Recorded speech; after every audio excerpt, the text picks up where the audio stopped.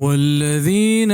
آتيناهم الكتاب يفرحون بما أنزل إليك ومن الأحزاب من ينكر بعضه قل إنما